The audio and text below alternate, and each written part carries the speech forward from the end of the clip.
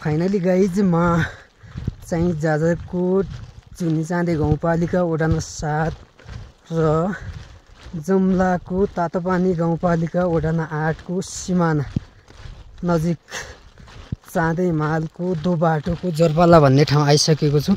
तपाईले जरपालाको दृश्य देख्न सक्नुहुन्छ। अहिले चाहिँ के मस्त तरिकाले हिउँ परिरहेको छ देख्न सक्नुहुन्छ। मजाले यही हिउँमै पनि अब हिँड्नु पर्ने बाध्यता आएको छ। जाजरकोट र जुम्लाको सिमाना आइसकेका छौँ। यो चाहिँ बारेकोट लाइन जुम्लाको कुडारीदेखि चाहिँ बारेकोट लाइन छोइसकेको छ। बारेकोट गाउँपालिकामा हाम्रो जुनचाँदेको हकमा हेर्ने हो भनेपछि पूर्वाधारका विकासका गतिविधिलाई लिएर हेर्ने हो भने एक पुस्ता बढी नै लाग्ने सम्भावना छ यहाँको दो बाटोमा चाहिँ छोनलाई। अब यहाँको चाहिँ जुम्लाको कुडारीदेखि चाहिँ बारेकोट गाउँपालिकालाई छोइसक्यो। अब हाम्रो जुनचाँदेकोहरूलाई कति नै दुःख शास्ति देख्न सक्नुहुन्छ। अब हामीले चाहिँ जुम्ला प्रवेश गरिसकेका छौँ। हिउँ पनि के मस्त तरिकाले बढिरहेछ। हल्का हिमपात पनि भएको छ।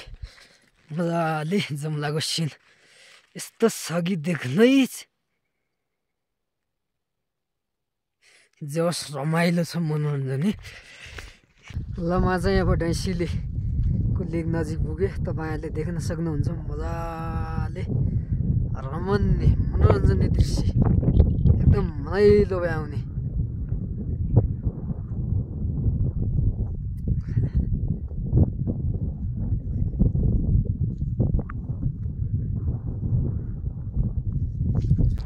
फाइनली गाइजहरू म चाहिँ अब इमिल्चा पुगिसकेको छु। इमिल्चाको मनै लोभ्याउने दृश्य तपाईँमा देखाउँदैछु। यो देख्न सक्नुहुन्छ।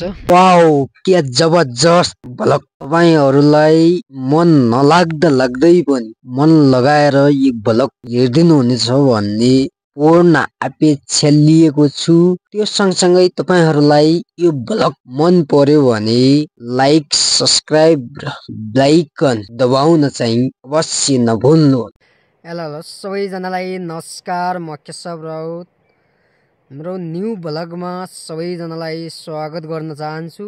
र आजको खास कुरा के छ भने जाजरकोट जिल्ला जुनचाँदे गाउँपालिका वडा नम्बर 8 देखि मेरो चाहिँ आज जुम्लाको यात्रा हुँदैछ। म जुम्ला जाँदैछु। जुम्लाको इमिल्चासम्मको दृश्य तपाईँहरूको माझ मनै लोभ्याउने, जे जस्तो उकाली उराली भन्ज्याङ चौतारी लगायत थुप्रै बाटोघाटोमा हिँड्दाखेरिका मनै लोभ्याउने दृश्यहरू देखाउने तपाईँमाझ जुमर्को गर्नेछौँ। र अहिले हामी चाहिँ अब घरदेखि हिँडिसकेका छौँ। हाम्रो जानुपर्ने अब किनकि पाखोको अब भिरालो ठाउँ छ।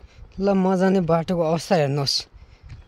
पारि त्यो डाँडा भएर त्यो हल्का चाहिँ गाउँ छरेको देखिन्छ। त्यो डाँडाबाट अगाडि जानुपर्ने हुन्छ। ल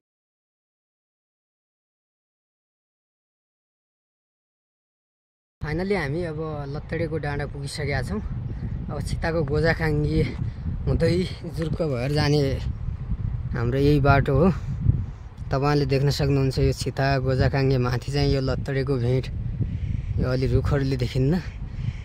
यो बाटो हुँदै पारि त्यो जुर्क हुँदै चाहिँ अगाडि हामीले क्रस गर्नुपर्ने हुन्छ।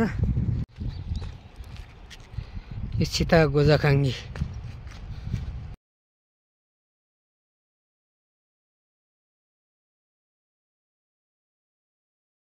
म अब चाहिँ जुनचाँदे गाउँपालिका वडा नम्बर 8 र 7 को सिमाना जुर्क खोला पुगिसकेका छौँ। र हाम्रो किनकि विडम्बना के छ भने धेरैभन्दा जुनचाँदेको हकमा धेरैभन्दा बढी जुनचाँदे र जुम्लाको बढी आउजाद हुने ठाउँ यही हो। देख्न सक्नुहुन्छ यहाँको चाहिँ अब हाम्रो स्थानीय सरकारको पनि ध्यान जाओस्। यहाँ चाहिँ एउटा झुलिङ्गे पुल बनिदिएको भए हामीलाई धेरै सहज हुन्थ्यो। किनकि अस्थायी पुल चाहिँ एक साल हाल्यो, अर्को साल फेरि चाहिँ राज्यको बजेट थपिरहनु पर्ने हुन्छ। र यसको लागि हाम्रो झुलेको पुल बनिदिएको भए हामीलाई धेरै सहज हुने थियो। लागिसक्यो यो उकालोले हामीलाई पनि दम लागिरहेछ। यसै छ अब हाम्रो चाहिँ करिब 1 घन्टाको चाहिँ उकालो हिँड्नुपर्ने हुन्छ। यस्तै छ उकालो चाहिँ हामीलाई लागिसकेको छ। हिमाल चढ्दैछौँ।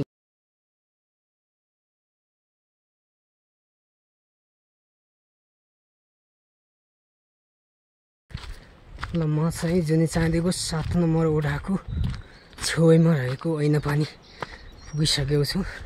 हिन्दू धार्मिक पौराणिक अनुसार एउटा यहाँको रोचक तीर्थस्थलको रूपमा पनि मानिने गरेको छ। तपाईँहरूले देख्न सक्नुहुन्छ ऐनापानीको दृश्य मजाले। ऐनापानीको एउटा रोचक तथ्य के छ भने यसमा अनेक ठाउँ पानी छैन। यो ठाउँमा चाहिँ एक बेला चाहिँ भगवानले ऐना पञ्चालाले चाहिँ पानी कहीँ नमिल्दाखेरि 81 रिस उठ्दाखेरि कुइनो हानेर चाहिँ पानी निकालेको एउटा भन्ने पुरानो रोचक तथ्य छ। तपाईँले देख्न सक्नुहुन्छ एक बेलाको पुरानो रोचक तथ्य छ। र अहिले चाहिँ धार्मिक हिन्दू पौराणिक अनुसार एउटा धार्मिक पर्यटकीय स्थलको रूपमा पनि मनाइने गरिएको छ। र यहाँको विशेषता तपाईँले देख्न सक्नुहुन्छ चट्टानबाट पानी आइरहेको।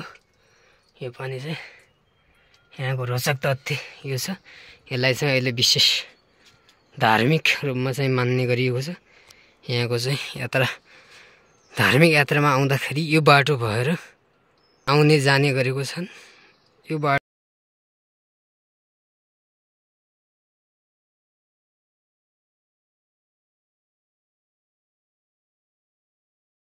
नम्बर ओडा जुर्कको अगाडि सिस्नेको सुन्दर बस्ती नजिक पुगिसकेको छु। तपाईँले देख्न सक्नुहुन्छ सुन्दर बस्तीलाई तपाईँहरूमा जुम गरेर देखाउँदैछु मजाले।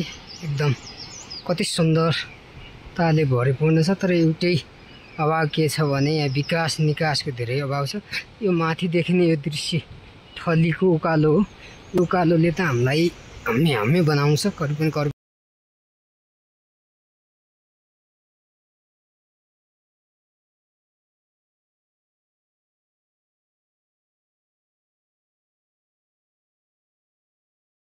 ल म चाहिँ अब राका बाजुला नजिक पुगिसकेको छु। राका बाजुला एउटा बिसाउने चौतारा भन्छ, देख्न सक्नुहुन्छ राका बाजुलाको।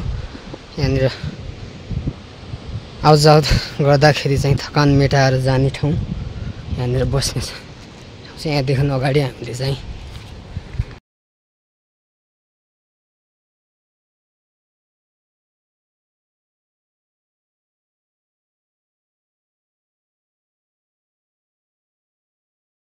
अब हामी चाहिँ यो पुलबाट क्रस गरेर पारी चाहिँ अब थलीको उकालो नजिक आइसकेका छौँ। र अब थलीको उकालो पनि यो पुलदेखि लागिसकेका छ। अब यो थलीको उकालोदेखि थली हुँदै माथि धन्नासी चाँदे जरपाला दो बाटोसम्म चाहिँ हामीले अब चढाइ क्रस गर्नुपर्ने हुन्छ। अहिलेको चाहिँ यो झुलिङ्गे पुल, पहिलेको चाहिँ पुरानो काठी पुल चाहिँ तलबाट थियो। अहिले चाहिँ यो झुलिङ्गे पुल बन्दाखेरि यहाँ माथिदेखि बनेको छ। अब हामीले चाहिँ चढाइ क्रस गर्नुपर्ने छ।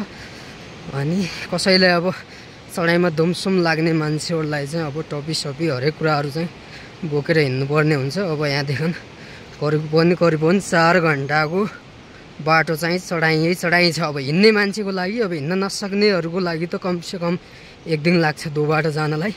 अब हामी जस्तो युवाहरूलाई चाहिँ 4 घन्टाको बाटो छ। थली हुँदै धन्नासी चाँदी दो बाटो जरपाला हुँदै क्रस गर्नुपर्ने हुन्छ जुम्लाको बाटोको लागि। अब यहाँ थलीदेखि उकालो लागिसकेको छ। चढाइ जानुपर्ने हुन्छ हामीले चाँदे दो बाटो जरपालासम्म।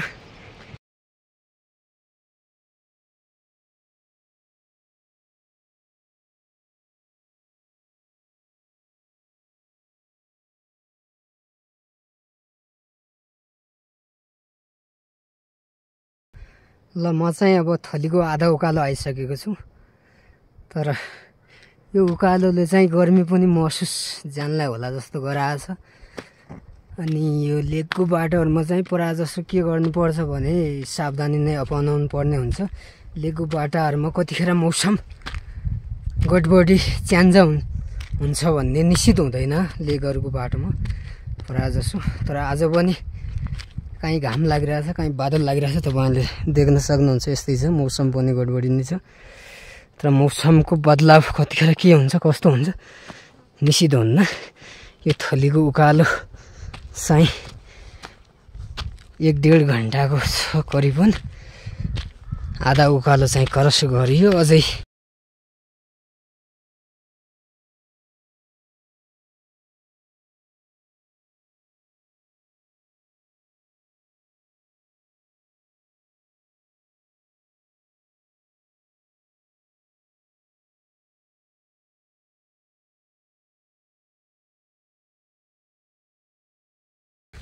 ल म चाहिँ टुसा पुगिसकेको छु। यसो भने भेडाको बथानहरू पनि देख्न सक्नुहुन्छ। मजाले मौसम पनि गडबडी भइरहेछ। यस्तै छ सिनहरू। लेकतिरको ठाउँ चाहिँ कतिखेर मौसम गडबडी हुन्छ भन्ने थाहै हुन्न। भेडाको बथानहरू लेकतिर।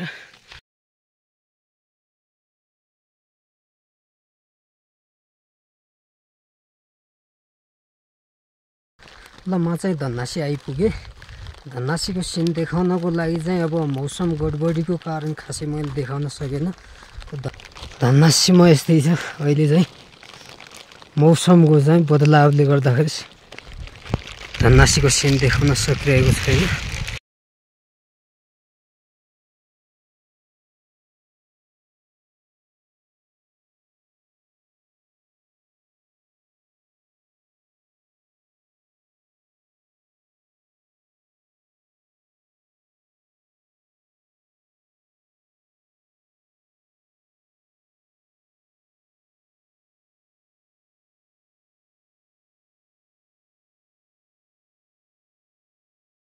म चाहिँ अब छेपा खोला पुगिसकेको छु।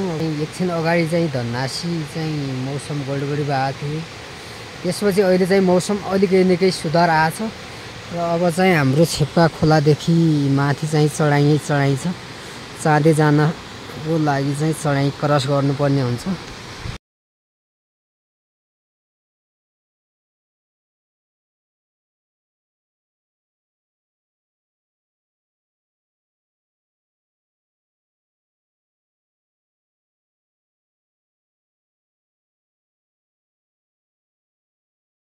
ल म चाहिँ बामनीको मन्दिर नजिक पुगेँ। यो बामनी बजेको चाहिँ मन्दिर देख्न सक्नुहुन्छ।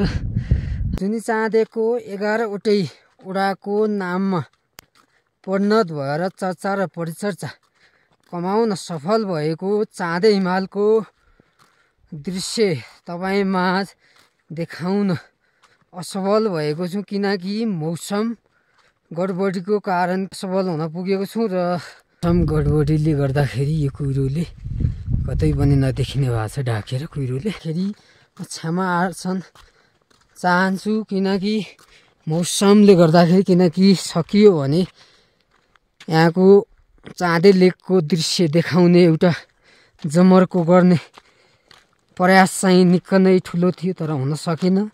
अब फर्किने क्रममा चाहिँ यदि मौसम खुल्ला भयो भने चाहिँ देखाउने प्रयास गर्ने नै छु।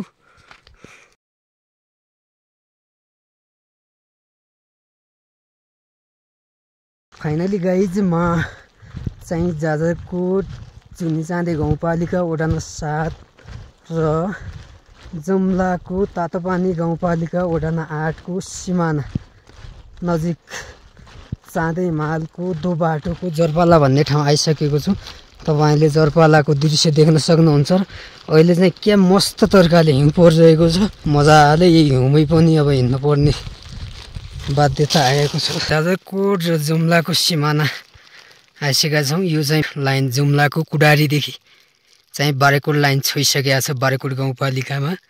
र हाम्रो जुन चाँदेको हकमा हेर्ने हो भनेपछि पूर्वाधारका विकासका गतिविधिलाई लिएर हेर्ने हो भने एक पुस्ता बढी नै लाग्ने सम्भावना छ यहाँको दो बाटोमा चाहिँ छोनलाई। अब यहाँको चाहिँ जुम्लाको कुडारीदेखि चाहिँ बारेकोट गाउँपालिकालाई छोइसक्यो। अब हाम्रो जुन चाँदेकोहरूलाई कति नै दुःख शास्ति देख्न सक्नुहुन्छ। अब जुम्ला प्रवेश गरिसकेको छु, देख्न सक्नुहुन्छ मजाले। आज चाहिँ अलि मौसम पनि गडबडी भएर चाहिँ अहिले चाहिँ हल्का हिमपात पनि भएको छ। मजाले जुम्लाको सिन यस्तो छ कि देख्नै जस रमाइलो छ, मनोरञ्जन।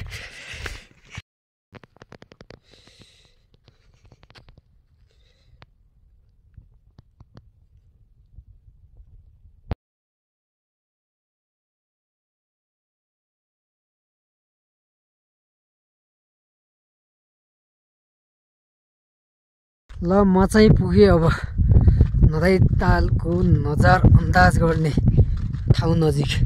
यो नदाई देवीको एउटा मन्दिर जस्तो पनि बनाइएको छ, तपाईँ माझ देखाउँदैछु।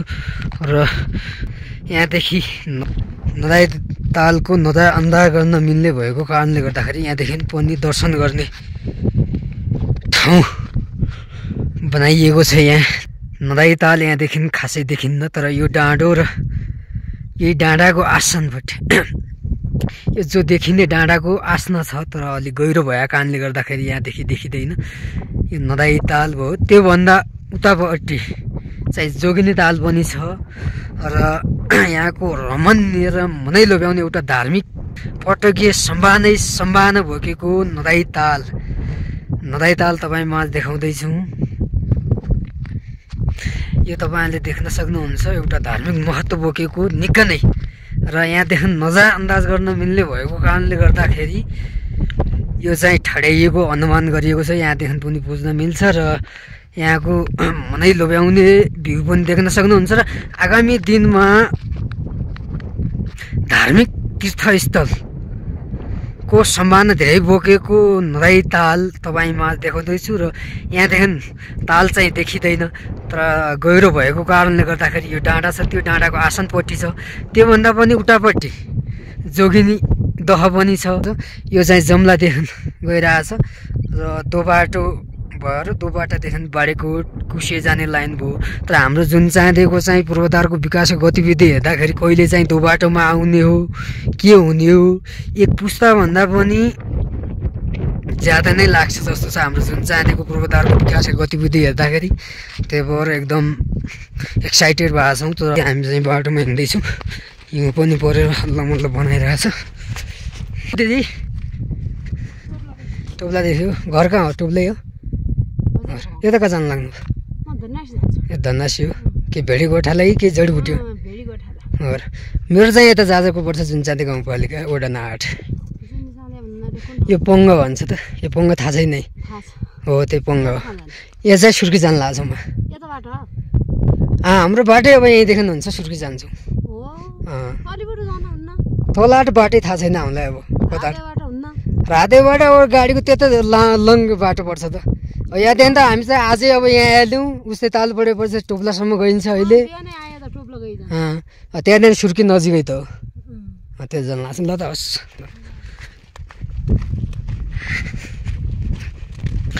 ल बाटोमा एकजना दिदी पनि भेटिनु भएको थियो, मजाले धन्नासी जाँदैछु भन्नुहुन्थ्यो।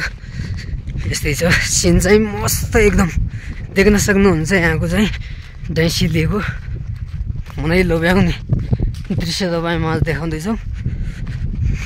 कता दाजु? जलजली हो। घर कहाँ हो त? कुसे यतै हो। ठिक हो। मेरो चाहिँ जुन जाँदै पर्छ। हजुर यता चाहिँ सुर्की जानु लाग्छौँ। सुर्की माइत होइन, यसै ठुली माम बिन्नु भएको छ, त्यो भएर चाहिँ सुद्रान्तिको लागि जानु लाग्छौँ। ल त हस्।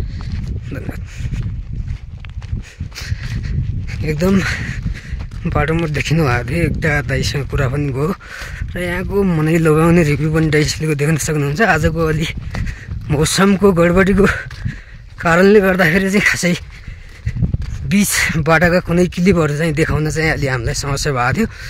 अहिले चाहिँ मौसम खुल्ला भएर यहाँको चाहिँ मनै लोभ्याउने यहाँका दृश्यहरू, एक्साइटेड दृश्यहरू देख्न सक्नुहुन्छ।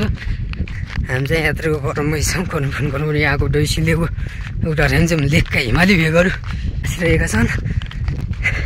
यस्तै छ यात्राको क्रममा। जे होस् यहाँको हाम्रो हिमाली भेगहरूलाई देख्दाखेरि यति एक्साइटेड मन हुन्छ कि पुरै छोडिदिनुहोस्। जे होस् तपाईँहरूले देख्न सक्नुहुन्छ मजाले रमणीय मनोरञ्जनीय दृश्य, एकदम मनै लोभ्याउने।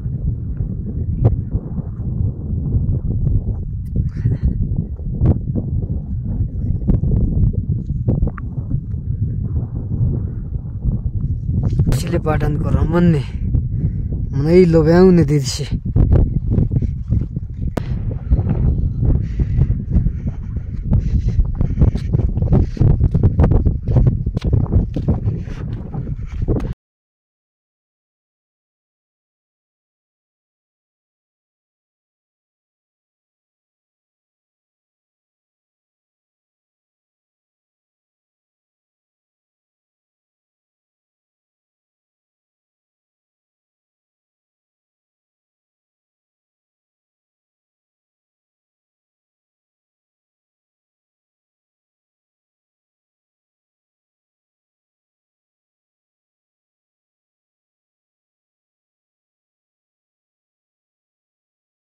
म चाहिँ बाँझुको चाहिँ ओह्रालोमा छु, देख्न सक्नुहुन्छ।